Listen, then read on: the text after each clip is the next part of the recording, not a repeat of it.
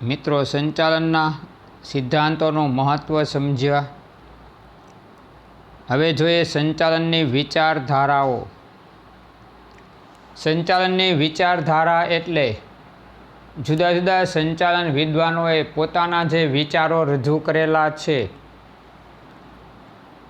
તો એવા વિચારોને અહીં જે રજૂ કરવાની બાબત આપેલી છે એને સંચાલનની વિચારધારાઓ કહેવામાં આવે છે.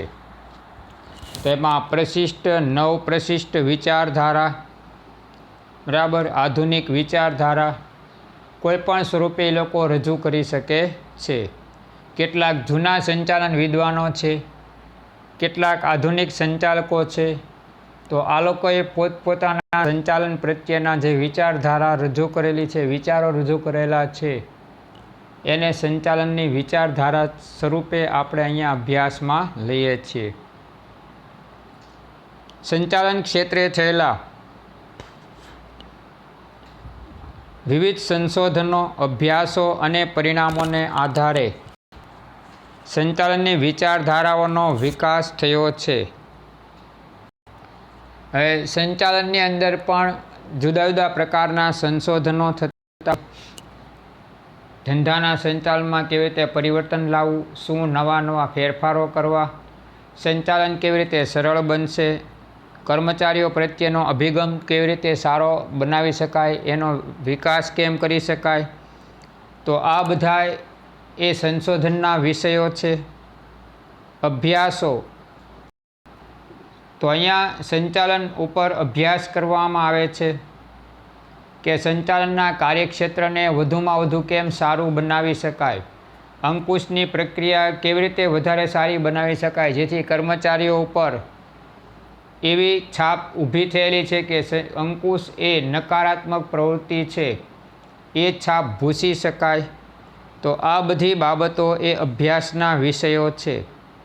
અને પરિણામોને આધારે આવા જે આપણે કોઈ ફેરફારો કર્યા, અભ્યાસને ધ્યાનમાં લીધા, નવા સંશોધનો કર્યા, એને અમલમાં મૂક્યા અને એને આધારે આપણને જે પરિણામો પ્રાપ્ત થયા, બરાબર, એને સંચાલનની વિચારધારાઓનો વિકાસ થાય છે.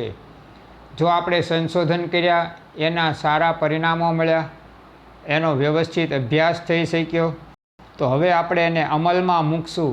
અને અમલમાં મૂકીએ એટલે એ આપણી વિચારધારા થઈ ગઈ, બરાબર. તો આ રીતે કહી શકાય કે ભાઈ આ સંચાલનની વિચારધારા બને છે. આપણે ઉપગ્રહો છોડીએ છીએ ત્યારે કોઈવાર ઉપગ્રહ છોડી શકતા નથી, અધવચ્ચેથી મિશન આપણું નિષ્ફળ જઈ શકે, કારણ કે કોઈ ટેકનિકલ ખામીને કારણે ઉપગ્રહ આપણે જે રીતે તરતો મૂકવા માંગીએ એ રીતે એ શટલ, સ્પેસ શટલ ઉડી ન શકે કે ભ્રમણ ન કરી શકે, ત્યારે આપણું મિશન નિષ્ફળ જાય છે. પણ જો આપણું મિશન સફળ થયું તો આપણને બીજા ઉપગ્રહો છોડવાની તરત જ એની ઉપરથી સમજણ આવી જાય કે ભાઈ ગયા વખતે આવી ખામીને લીધે આપણે ઉપગ્રહ છોડી શક્યા ન હતા, બરાબર, અને ત્યાર પછી એમાં સુધારો કર્યો એટલે આપણે ઉપગ્રહ છોડી શક્યા. તો હવે આપણે ધીમે ધીમે એ વિચારધારા ઉપર ચાલીએ તો ઉપગ્રહ છોડવાની બાબતમાં આપણને સફળતા મળવા માંડે, નિષ્ફળતાઓ હવે આપણેથી દૂર ભાગે. એમ અહીંયા પણ સંચાલનમાં આપણે ક્યાં ક્યાં ફેરફારો કર્યા, કેવી પરિસ્થિતિઓનો સ્વીકાર કર્યો, કેવી પરિસ્થિતિઓથી આપણે દૂર રહ્યા, તો આ બધી બાબતોને આપણે અભ્યાસમાં લઈએ અને ત્યાર પછી એનો અમલ કરીએ, સફળતા મળે, તો એ આપણી એક જાતની વિચારધારા અસ્તિત્વમાં આવી એમ કહેવાય છે. સમય અનુસાર દરેક વિચારધારાઓ તેના વિશિષ્ટ દૃષ્ટિબિંદુની રજૂઆત છે. જુદા જુદા સમયે જુદા જુદા વિદ્વાનો છે, નિષ્ણાતો છે, એ આ બાબતમાં સંશોધનો કરતા હોય અને એમાં એને પોતાના સંશોધનમાં સફળતા મળે તો એ વિચારધારાને અમલમાં મૂકે છે, બરાબર. તો આ રીતે એ એનું દૃષ્ટિબિંદુ છે કે ભાઈ આમ થી આમ ફાયદો થાય છે. તો એનું એક વિશિષ્ટ દૃષ્ટિબિંદુ એણે રજૂ કર્યું. આ વિચારધારાઓમાં પણ અનેક સંચાલન શાસ્ત્રીઓએ અલગ અલગ મત આપી જુદા જુદા સિદ્ધાંતો આપ્યા છે. હવે દરેકને પોતપોતાની રીતના દૃષ્ટિકોણ હોય છે, દૃષ્ટિબિંદુ હોય છે, અને સંચાલનની પ્રક્રિયામાં એ લોકો પોતાનો ફાળો એ રીતે આપતા હોય છે. માનો કે કોરોના વાયરસ સામે લોકોને વધુમાં વધુ સારી સારવાર મળે એ માટે શરૂઆતમાં તો અખતરાતથી આ માર્ચ મહિનાથી આપણે કેસ દાખલ થયા ભારતમાં ત્યારથી, ત્યારે મૃત્યુદર પણ એવો હતો, સંક્રમણ પણ ઝડપથી વધી રહ્યું હતું. કારણ કે એની માટે કોઈ ચોક્કસ ઈલાજ હજી નથી, ત્યારે પણ નહોતો. પણ હવે આપણા ડૉક્ટરો પ્રયોગો કરીને શીખી ગયા કે કયા દર્દીને કઈ પ્રકારની દવા આપવામાં આવે તો એમાં ઝડપથી રિકવરી થઈ શકે. બરાબર, તો એ બાબત એ લોકોએ સ્વીકારી અને હવે એના અમલ દ્વારા એ લોકો દર્દીઓને ઝડપથી સાજા કરે છે. એટલે મૃત્યુદર ઘટ્યો છે, રિકવરી રેટ પણ વધ્યો છે. બીજું, સંક્રમણ અટકાવવા કયા પગલાં લઈ શકાય તો એ માટે લોકોમાં એ લોકો જાગૃતતા લાવ્યા છે. તો આમ બધાના મત અલગ અલગ છે. કોઈક કે આ ઇન્જેક્શન અપાય, કોઈક કે આ ઇન્જેક્શન ન અપાય, કોઈક કે આ દવા અપાય, કોઈ કે આ દવા ન અપાય, કોઈ કે 60 વર્ષ કે એથી વધુ ઉંમરનાને આ દવા અપાય, કોઈ કે આવા રોગ હોય તો જ એને આ દવા આપો. તો આ રીતે તમે જુઓ તો બધાના જુદા જુદા મત અને સિદ્ધાંતો છે. બરાબર, અને એને આધારે એ લોકો પોતાની આવી રજૂઆત કરે છે. તેથી તેમાં પણ અનેક શાખાઓ પ્રશાખાઓનો વિકાસ થયો છે. અત્યારે અનેક કંપનીઓ વેક્સિન બનાવવાની તૈયારીમાં છે. બરાબર, બીજી અને ત્રીજી ટ્રાયલમાં છે. પણ બધી કંપનીઓ એ પોતપોતાની રીતે એમાં જે કાંઈ મિશ્રણ ઉમેરશે એમાં ઘણા ફેરફારો આવશે. બરાબર, ઘણા બાળકો માટે, ઘણા વૃદ્ધો માટે, ઘણા બધા માટે આવી વેક્સિન તૈયાર કરી રહી છે, ઘણા ચોક્કસ રોગીઓ માટે. તો આમ વસ્તુ એક જ છે, પણ બધાના અભિગમો જુદા જુદા છે કે આ બાળકને જપાય, આ માત્ર આટલાથી મોટી ઉંમરના વૃદ્ધોને જપાય, આ રોગીઓને જપાય.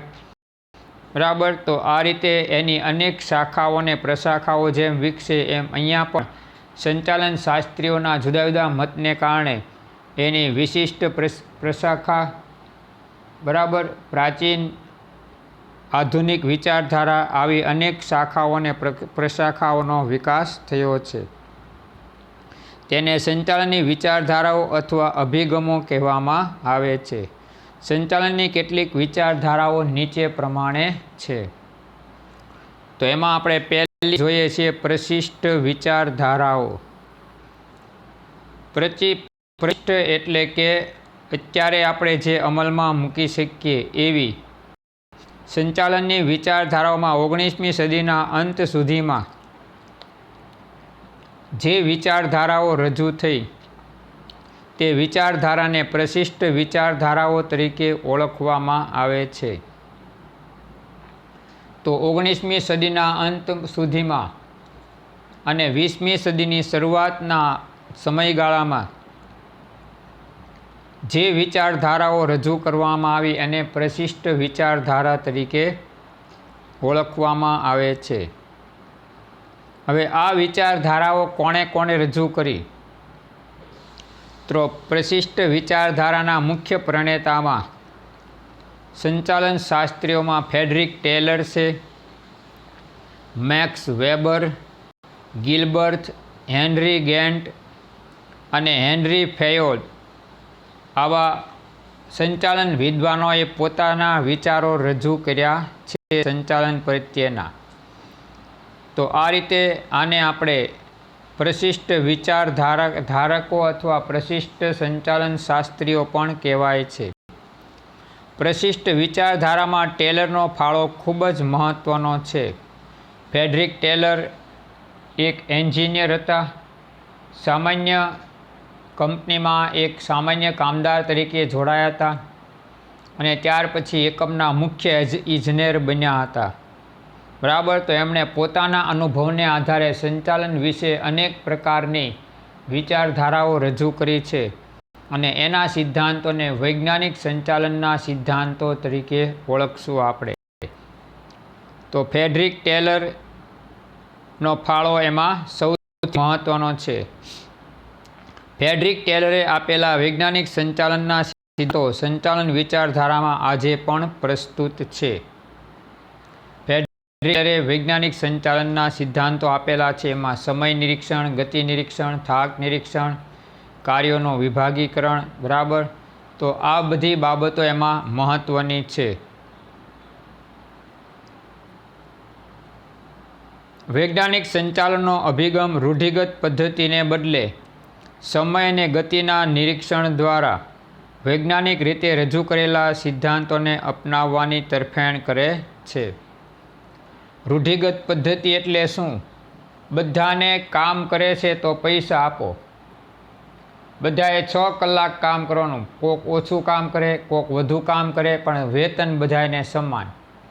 તો આ એક જાતનો અન્યાય છો. તમે જો, એનું કારણ છે કે વધુ કામ કરે એને એટલું વેતન, ઓછું કામ કરે એને એટલું વેતન મળે.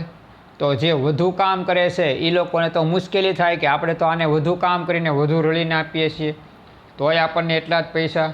અને ઓલા દિલ દગડા છે, ઓછું કામ કરે છે તો એને આપણી જેટલા પૈસા. તો હવે આપણે તૂટવાની જરૂર નથી. તો આ રીતે એ લોકોની કાર્યક્ષમતા નબળી પડશે, કારણ કે એને પ્રોત્સાહક વેતન નથી. જો, તો એ રૂઢિગત પદ્ધતિ છે. એની બદલે એણે સમય નિરીક્ષણ ને ગતિ નિરીક્ષણ દ્વારા વૈજ્ઞાનિક રીતે રજૂ કરેલ સિદ્ધાંતને અપનાવવાની તરફેણ કરી છે. તો એની અંદર શું કે ભાઈ, જે વધુ કામ કરે એને વધુ વેતન, ઓછું કામ કરે એને ઓછું વેતન આપો. જેથી જે ઓછું કામ કરે છે એ વધુ વેતન માટે પ્રયત્ન કરશે, કાર્યક્ષમતા સુધારશે, અને એ રીતે તમે શું કરશો, એકમમાં ઉત્પાદન વધારી શકશો અને વેતન પણ એ લોકોને વધુ આપી શકશો. તો એણે આ રીતે એ વિચારધારા રજૂ કરી કે યોગ્ય સમયમાં યોગ્ય કાર્ય કરે, બરાબર, એને નિશ્ચિત વેતન પૂરું જે નક્કી કરેલું છે એ.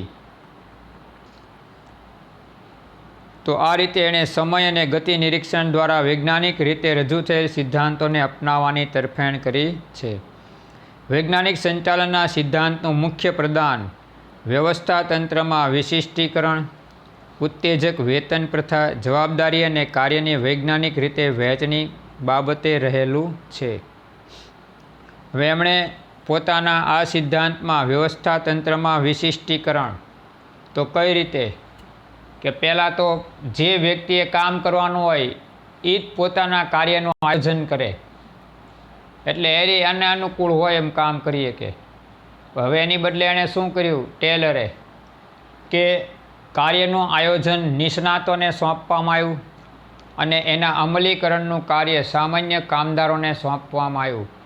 એટલે નિષ્ણાતો નક્કી કરે કે કોણ કેટલા સમયમાં કેટલું કાર્ય કરી શકશે, એટલું કામ એની પાસેથી લઈ શકાય. તો આ રીતે એણે આયોજન અને અમલીકરણના કાર્યને જુદું પાડી દીધું, બરાબર. એટલે વિશિષ્ટ જ્ઞાન ધરાવતા વ્યક્તિઓને આયોજનનું કાર્ય સોંપાણું, કારણ કે એ લોકો આયોજન કરી શકે બુદ્ધિપૂર્વક. જ્યારે અમલનું કાર્ય સામાન્ય કામદારોને સોંપાયું, કારણ કે એ લોકોને બૌદ્ધિક ક્ષમતા ઓછી હોવાથી એ લોકો વ્યવસ્થિત કાર્યનું આયોજન કરી શકે નહીં. તો આ રીતે વ્યવસ્થા તંત્રમાં વિશિષ્ટીકરણને મહત્ત્વ અપાયું. ઉત્તેજક વેતન પ્રથા, હમણાં મેં તમને કીધું કે ઝડપી કામદારને વધુ વેતન કે વધુ કામ કરે છે, તો ટેલરે એમાં સૂચવ્યું છે કે 30% થી 100% સુધીનું એને ઉત્તેજક વેતન આપવું. ઉત્તેજક વેતન એટલે એના કાર્યના બદલામાં એને વધારાનું વેતન આપવામાં આવે, તો એને ઉત્તેજક વેતન પ્રથા કહેવામાં આવે છે. વધુ કામ વધુ વળતર, ઓછું કામ તો ઓછું વળતર. જવાબદારી અને કાર્યની વૈજ્ઞાનિક રીતે વહેંચણી, તો અહીંયા જવાબદારી કોની છે, તો કે આયોજન કરે એ વ્યક્તિઓ જવાબદાર છે અને સામાન્ય કામદારોને એ મુજબ કામ સોંપવામાં આવે. હમણાં આપણે આગળ જોયું કે આયોજનના અને અમલીકરણના કાર્યને જુદું પાડવામાં આવે, એટલે દરેકની જવાબદારી અહીંયા સ્પષ્ટ થઈ જાય કે કોણે કયું કાર્ય કરવાનું છે. તો એ બાબતની વૈજ્ઞાનિક રીતે વહેંચણી એટલે બુદ્ધિપૂર્વક બરાબર આયોજનપૂર્વકની વહેંચણી કરવામાં આવે છે. વૈજ્ઞાનિક સંચાલનનો અભિગમ રૂઢિગત પદ્ધતિને બદલે આપણે જોઈ ગયા આધુનિક પદ્ધતિને મહત્ત્વ આપે છે ને એટલે જ એણે આ બધી બાબતોને એમાં મહત્ત્વ આપ્યું છે. પ્રશિષ્ટ વિચારધારામાં હેનરી ફેયોલનું પ્રદાન પણ નોંધપાત્ર રહ્યું છે. હેનરી ફેયોલે સંચાલનના આપણે જોશું 14 સિદ્ધાંતો આપ્યા છે. બરાબર એ ફ્રેન્ચ એન્જિનિયર અને ઉદ્યોગપતિ હતા. બરાબર અને લોખંડ અને કોલસાના એકમમાં એ કાર્ય કરતા હતા. તો એને એ એકમને ખોટમાંથી નફામાં લાવવાની જવાબદારી સોંપાણી હતી. તો એમણે એ એકમને સફળતાપૂર્વક ખોટમાંથી નફામાં પાછા લાવ્યા હતા. તો આ રીતે હેનરી ફેયોલે સંચાલન અંગેના 14 સિદ્ધાંતો રજૂ કરેલા છે. એ આપણે આગળ જોવાના આવશે. તેમણે સંચાલનના સામાન્ય સિદ્ધાંતો આપી સંચાલન વિચારધારામાં મહત્ત્વનું યોગદાન આપ્યું છે. તો એમણે સંચાલનના મેં હમણાં કીધું કાર્ય વિભાજનનો, વિશિષ્ટીકરણનો સિદ્ધાંત, બરાબર, પછી વેતનનો સિદ્ધાંત આપ્યો છે. આવા અનેક સિદ્ધાંતો, સમાનતાનો સિદ્ધાંત આપ્યો છે. આવા અનેક સિદ્ધાંતો એણે રજૂ કર્યા છે. તો એવા 14 સિદ્ધાંતો દ્વારા એણે સંચાલનને સમજાવવાની બાબત એણે રજૂ કરેલી છે. તેમણે ધંધાકીય એકમમાં વિવિધ કાર્યોની સપાટી નક્કી કરી કાર્યોની મર્યાદા નક્કી કરવાનો પ્રયત્ન કર્યો છે. તો ધંધાકીય એકમમાં કાર્યોની સપાટી નક્કી કરી આપણે આગળ જોઈ ગયા બીજા પાઠમાં. એ સંચાલનની 3 સપાટી નક્કી થઈ છે: ઉચ્ચ સંચાલન, મધ્ય સંચાલન અને તળ સંચાલન. કઈ સપાટીએ કયું કાર્ય થશે, બરાબર, એ બાબત એને અહીંયા સ્પષ્ટ કરેલી છે. તો આ રીતે એમણે ધંધામાં સપાટીઓ નક્કી કરી અને એમાં કાર્યો પણ નક્કી કર્યા છે. કાર્યોની મર્યાદા નક્કી કરવાનો પ્રયત્ન કર્યો. જુદા જુદા સ્તરે સંચાલકીય ફરજો બજાવવા માટે સંચાલનના સાર્વત્રિક સિદ્ધાંતો માર્ગદર્શિકા રૂપ આપ્યા છે.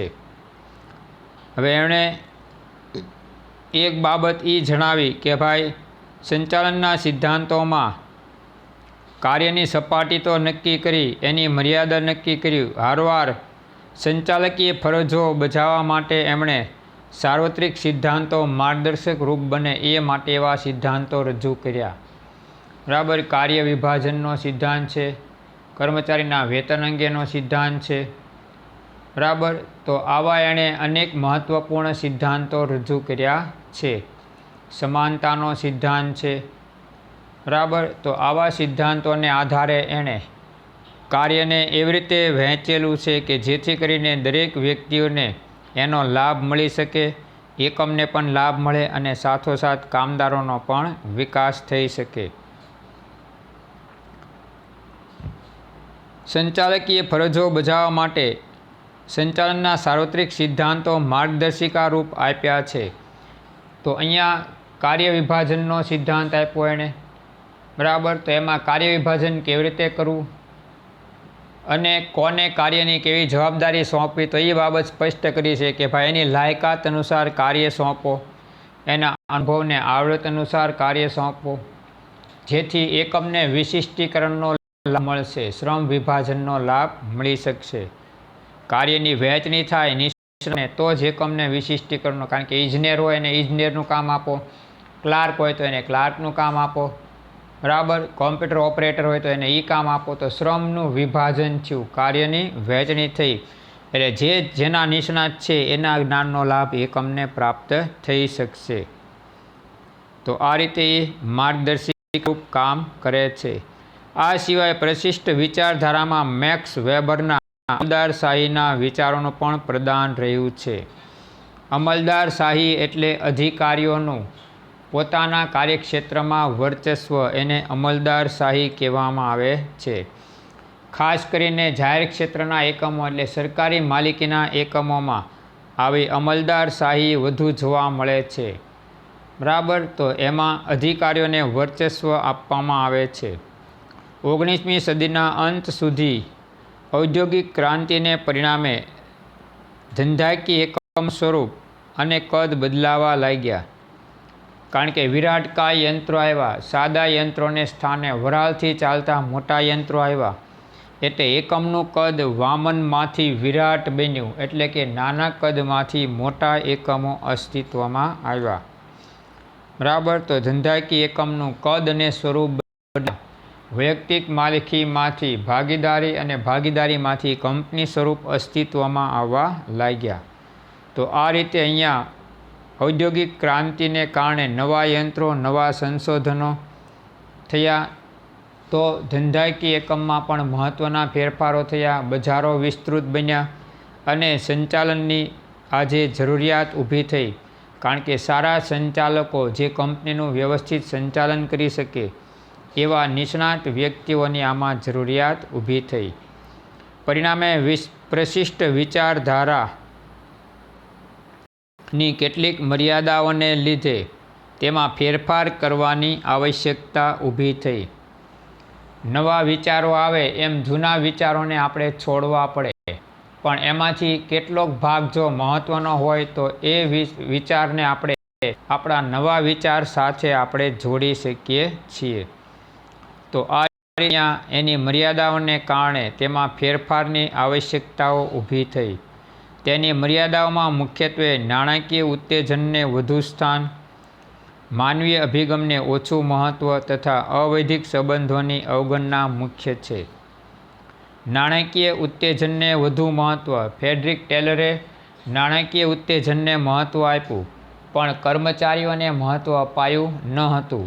એટલે કે કર્મચારી એ ઉત્પાદનના મૂળમાં મહત્ત્વનું સાધન છે, તો એની અવગણના થઈ. કામ કરો, વધુ પૈસા લઈ જાઓ, કામ ન કરો તો પૈસા નહીં મળે અથવા ઓછું વળતર મળશે. બરાબર.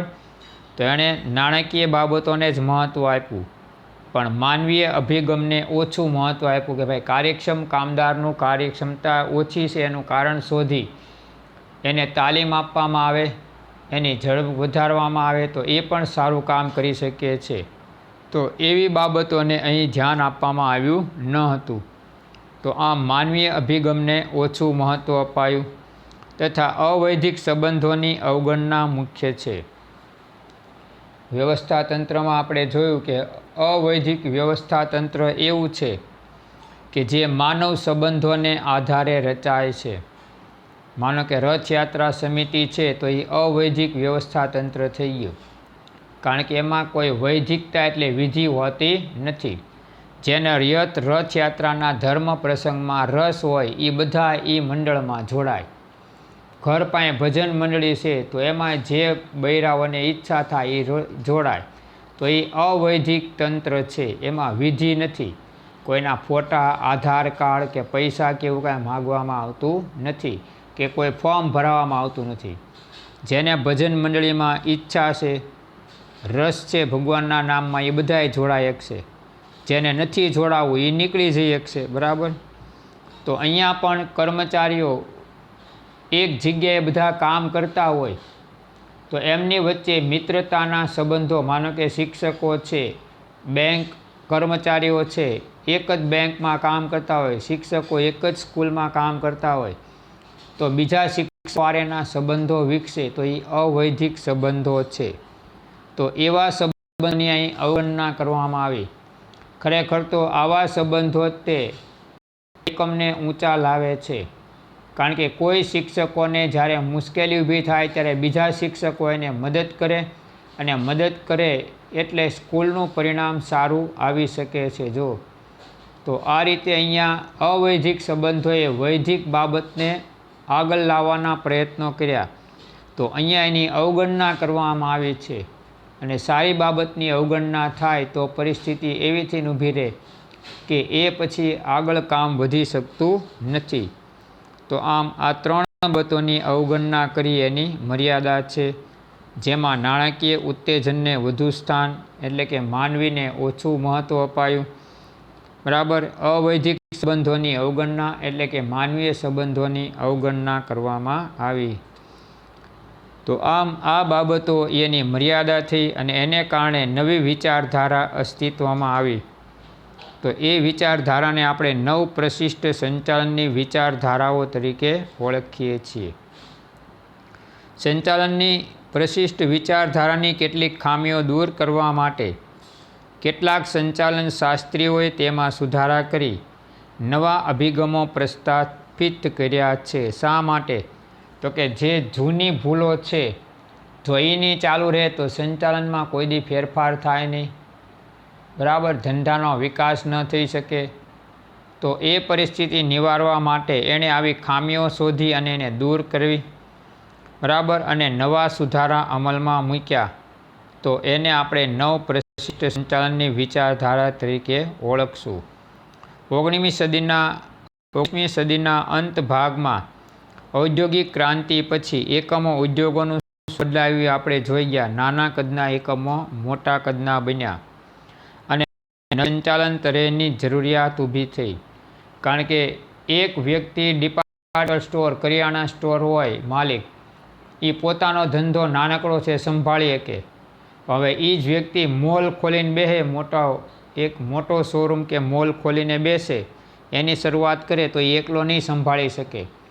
એણે વધારાના માણસોને કામ સોંપવું પડશે, બરાબર. તો આમ અહીંયા એનું સ્વરૂપ બદલાયું એટલે સંચાલનની તરહ એટલે પદ્ધતિમાં પણ ફેરફાર ઊભો થયો અને એની જરૂરિયાત ઊભી થઈ ફેરફાર કરવાની. 20મી સદીની શરૂઆતમાં ઓસ્ટ્રેલિયન ઔદ્યોગિક મનોવૈજ્ઞાનિક એલ્ટન મેયો, જો આ ધ્યાન રાખજો, એલ્ટન મેયો કોણ હતા? તો કે મનોવૈજ્ઞાનિક હતા. ના હોર્થોન પ્રયોગોએ આ વર્તનવાદી વિચારધારાને જન્મ આપ્યો. તો એમણે વર્તનવાદી વિચારધારા એટલે કરી કે કર્મચારીઓના વર્તનમાં સુધારો લાવવો છે, એ લોકો સમયસર કામ આપે, સમયસર આવે, બરાબર, અને યોજનાબદ્ધ રીતે કામ કરે. તો એ માટે એણે હોર્થોન પ્રયોગ દ્વારા આ વર્તનવાદી વિચારધારાને જન્મ આપ્યો, જે કર્મચારીની કાર્યક્ષમતા તો સુધારે, હારવાર એને કારણે એકમને પણ ફાયદો થાય. તેથી એલ્ટન મેયોને નવ પ્રશિષ્ટ વિચારધારાના પ્રણેતા કહેવાય છે.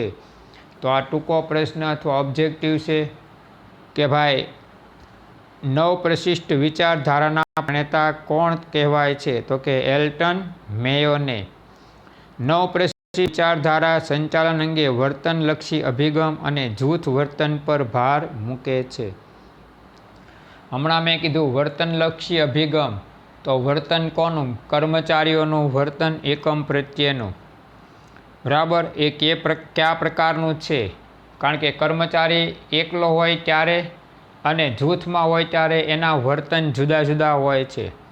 એકલો હોય ત્યારે એ સામાન્ય સ્થિતિમાં હોય, પણ જૂથમાં હોય ત્યારે એનો જુસ્સો, બરાબર, તરવરાટ કંઈક ઓર જ હોય, એ વધુ ઉગ્રતાથી કામ કરતો હોય, કારણ કે એને અનેક વ્યક્તિનો ટેકો છે. પણ એકલો હોય ત્યારે એને કોઈનો ટેકો નથી, એટલે એનું વર્તન સામાન્ય હોય છે. આમ એનું એકલું વર્તન અને જૂથ વર્તન એ બે જુદા જુદા હોય છે, બરાબર. તો એના એ વર્તનના અભ્યાસને એણે આમાં ધ્યાનમાં લીધો છે. પ્રશિષ્ટ વિચારધારાઓને જ આધારરૂપે રાખી નવ પ્રશિષ્ટ વિચારધારામાં અવૈધિક વ્યવસ્થાતંત્ર, માનવ વર્તન, માનવ સંબંધો, પ્રેરણા વગેરે તત્વો ઉમેરાયા છે. તો અહીંયા મેં તમને કીધું અવૈધિક વ્યવસ્થાતંત્ર એટલે જે એકમ છે એમાં કાર્ય કરતા કર્મચારીઓ વચ્ચે માનવીય સંબંધો વિકસે અને જે વ્યવસ્થાતંત્ર અસ્તિત્વમાં આવે એને અવૈધિક વ્યવસ્થાતંત્ર કહીએ છીએ આપણે. પછી માનવ વર્તન, વિધિસર રીતે માનવનું વર્તન જુદું હોય, અવૈધિકતામાં માનવ વર્તન જુદું હોય છે. માનવ સંબંધો, વૈધિકતામાંથી જ અવૈધિક માનવ સંબંધો વિકસે. સ્કૂલમાં શિક્ષકો કાર્ય કરતા હોય તો એ વૈધિકતા છે, એમાં તેમની વચ્ચે મિત્રતા બંધાય તો એ અવૈધિકતા છે, બરાબર. તો એ માનવ વર્તન એમાંથી ઉદ્ભવે, એમાં માનવ સંબંધો પણ વિકસે, એકબીજાના કાર્યમાંથી પ્રેરણા લે છે, બરાબર. તો આ રીતે આવા તત્વોનો ઉમેરો એમણે એમાં કરેલો છે. તો આમ એલ્ટન મેયોએ પોતાની વિચારધારામાં આ બધી બાબતોને ધ્યાનમાં લીધેલી છે. તો આને આપણે નવ પ્રશિષ્ટ વિચારધારા તરીકે ઓળખીએ છીએ. જેમાં માનવ વર્તનને અને પ્રેરણાને મહત્ત્વ અપાયું છે.